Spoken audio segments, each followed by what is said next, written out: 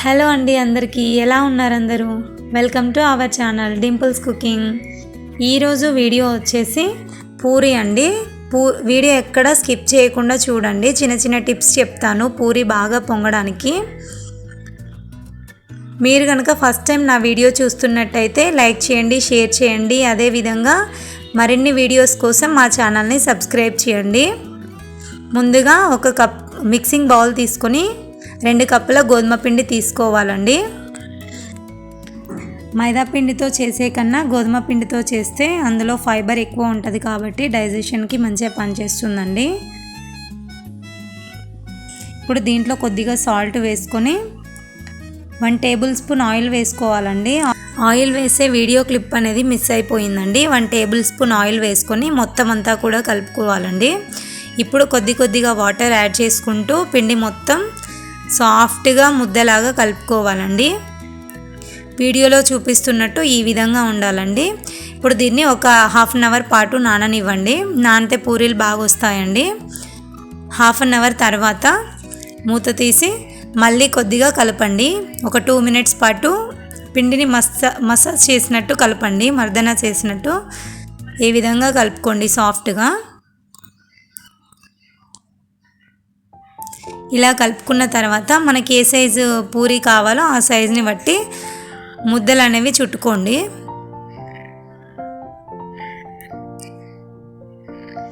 ఈ విధంగా మొత్తం అన్నింటినీ కూడా ముద్దలు చుట్టుకోండి.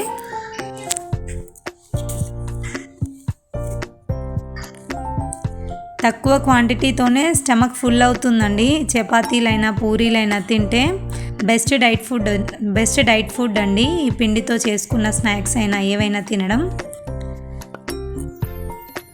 ఇప్పుడు ఏ ఫ్లోర్ పైన అయితే మనం పూరీ చేస్తామో దానికి అండ్ పూరీ కర్రకి ఆయిల్ అప్లై చేయండి. పూరీలు చేస్తున్నప్పుడు అంటుకోకుండా ఉంటుంది.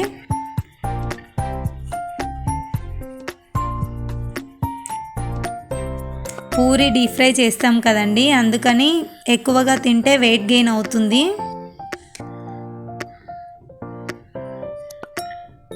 కొలెస్ట్రాల్ కూడా పెరగవచ్చు కదండి, అందుకోసం అని చెప్పి ఒక 2-3 అంతే అండి, అంతకంటే ఎక్కువ తినకూడదు. ఏ ఆయిల్ ఫుడ్ అయినా కూడా తక్కువ తినడమే బెటర్ అండి. ఈ విధంగా చేసుకోవాలండి మొత్తం అన్నిటినీ కూడా.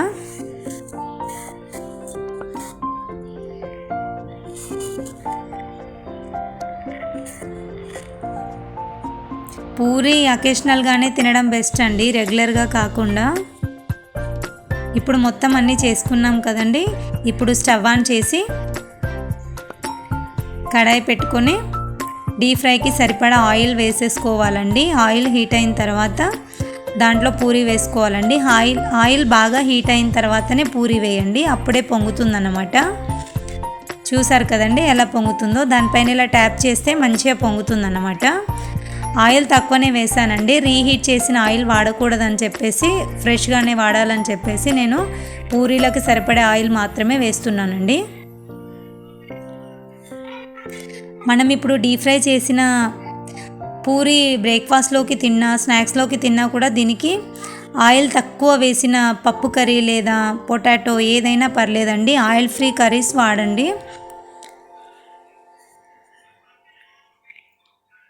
చూసారు కదండి ఎంత బాగా పొంగుతుందో.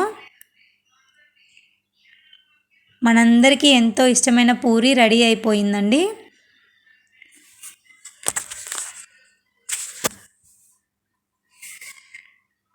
దీన్ని ప్లేట్లోకి సర్వ్ చేసుకొని తినేయడమే అండి.